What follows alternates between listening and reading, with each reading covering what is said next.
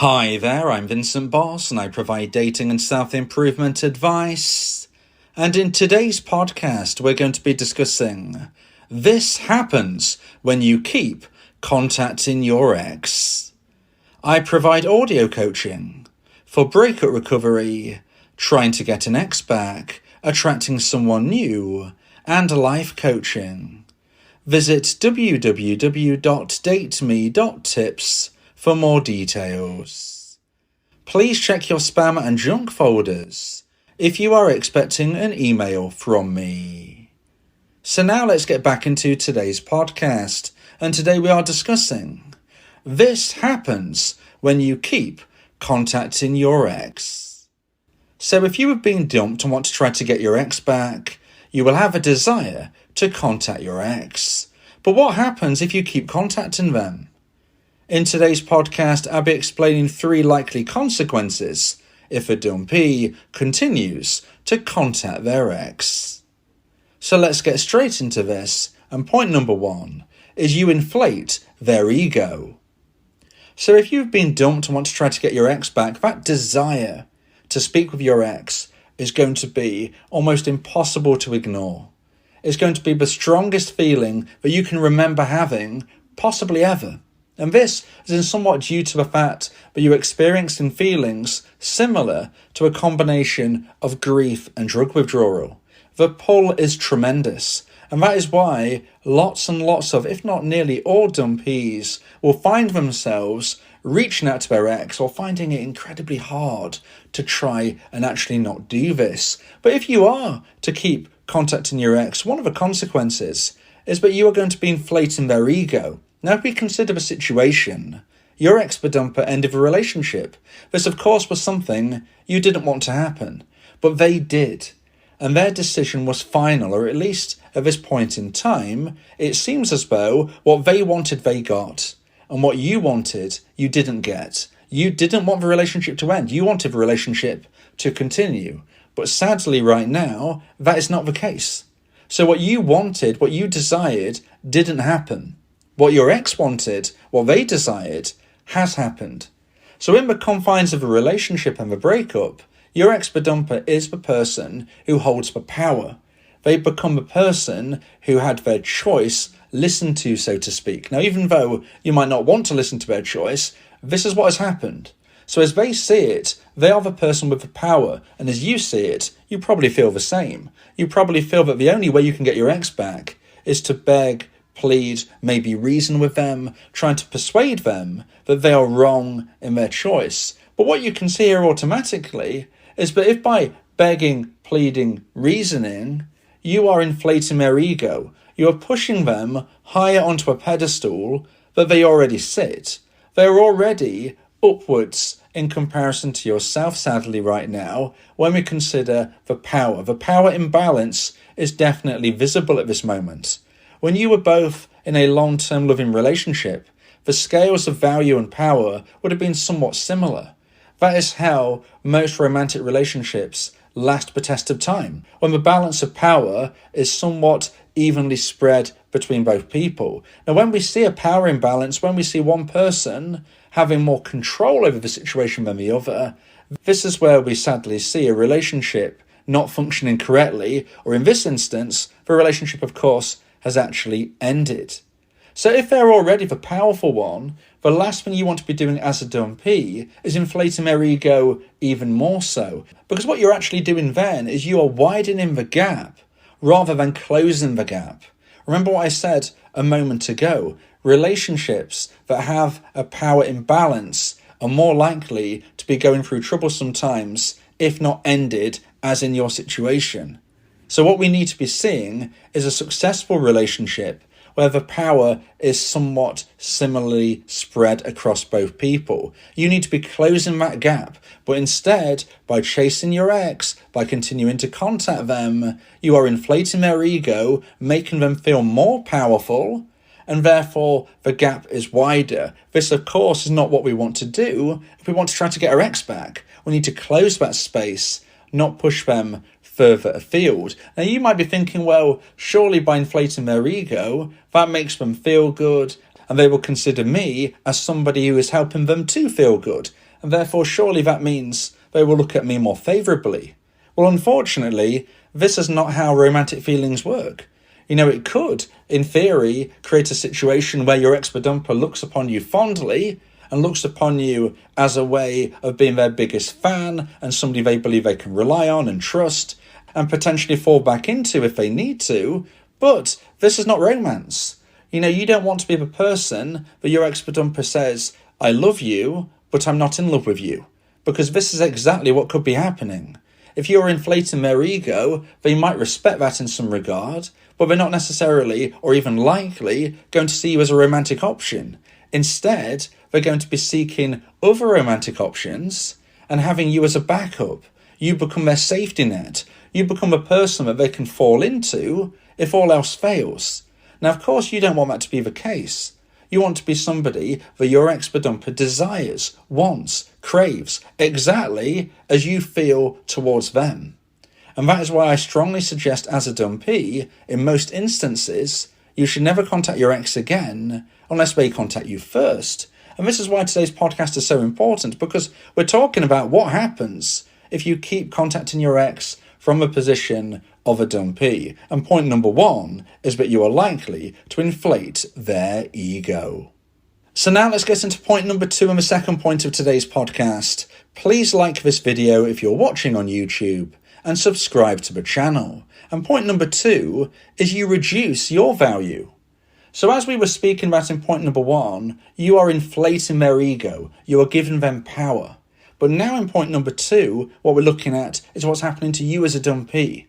And as I said in point number one, sadly, the gap will be widening, they will become even more powerful, and you will be at least standing still, but I would say at most and at worst, falling back even further. And this is where the reduction in your value comes into play. If you're somebody who is begging and pleading, you will come across as someone who is not worthy of the other person. Your ex-dumper will see you, maybe not consciously, but certainly subconsciously, as somebody who is not necessarily worthy of them because you are begging and pleading. You might even be saying things such as, I can't imagine my life without you, I need you here with me, I'm only half a person when you're not here. All of those cliche comments that dumpees sometimes actually say or text. Those things are going to be reducing your value. You're coming across sometimes exactly within the words of saying, I'm half a person, I need you to complete me. Those things are not going to help your cause in trying to get your ex back, because your ex-dumper subconsciously and sometimes consciously is going to recognize and see this as you basically saying you are not worthy and you can't live a successful, happy life without them. That is not attractive. It is not attractive to have that level of pressure from somebody who is so needy. What is attractive is somebody who is confident and able to move forward on their own path in a successful way. Now, of course, if you keep chasing your ex, if you keep contacting your ex, you're not coming across that way. You might not be the person who is actually saying, I'm only half a person without you, but your actions speak louder than words. And if you keep contacting your ex, then they're going to see you as somebody who needs them to function, rather than somebody who is more than capable of living a successful, happy and fulfilling life without them. You need to be coming across as somebody, but if your ex-dumper doesn't want to spend time with and get back together with, well, guess what? You're going to find somebody even better. You're going to live your life to the full. You're going to be even more successful than your dumper, let alone what your dumper expected you to do for yourself. And you're going to find somebody who is more attractive, more successful, funnier, every attribute you could imagine. You will find somebody better than them. And they are only going to believe this if you go on your own path and create space and wonder for your ex to fill in the blanks in their mind about what you're actually doing. Whether or not they get it right, the wonder and the mystery will create the pull to hopefully regrow the romantic emotional attraction that sadly they've lost for you. Now, if you're wondering what I mean by the wonder and the pull within the space that is created, well, you're experiencing this right now. You have been dumped and you are desperate to contact your ex. That is down to the fact, no doubt, that you're not hearing from them and you are trying to fill in the gaps. You're trying to fill in that space and you are imagining your ex probably doing things that they're not doing at all. Sometimes dumpees imagine their ex dating new people, living an exciting life, and then in the future they might find out that their dumper spent most of their time home alone. Our brain, our mind, often doesn't help us. It generally gives us the worst case scenario, which is generally speaking untrue.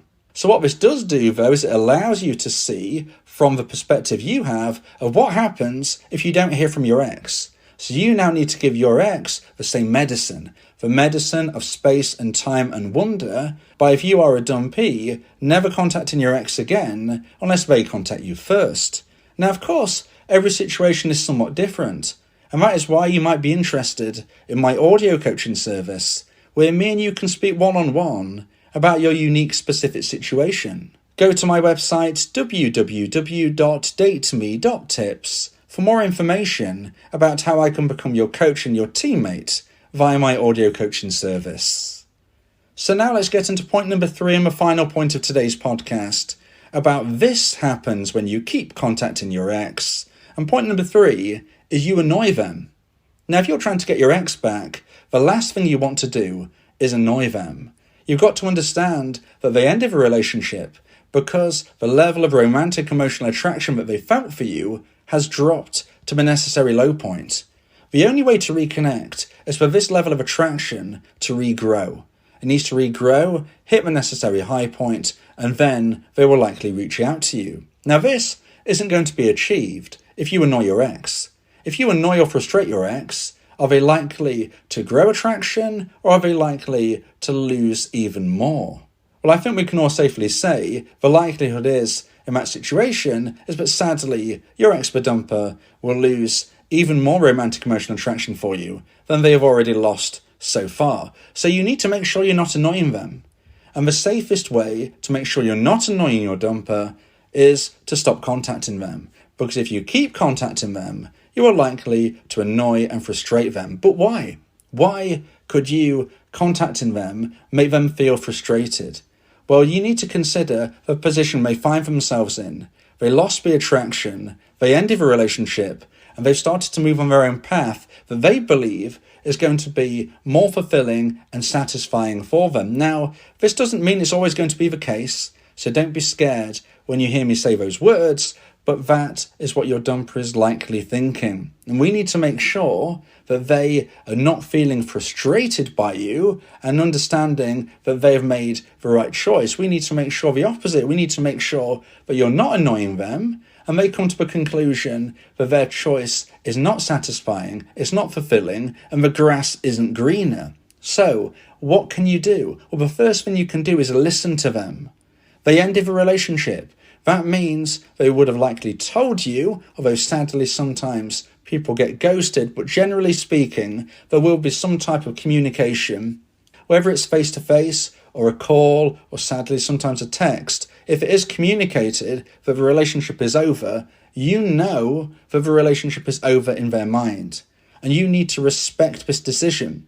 It doesn't mean you have to like this decision. It doesn't mean you agree with this decision, but you must respect it. Now, of course, at the time of a breakup, you can say your point of view. You need to get across your ideas, your thoughts, and why you believe the relationship should continue. But once the dust is settled, once it's clear that the relationship is over, and in their mind, they no longer want to be connected with you, you must accept and respect their decision.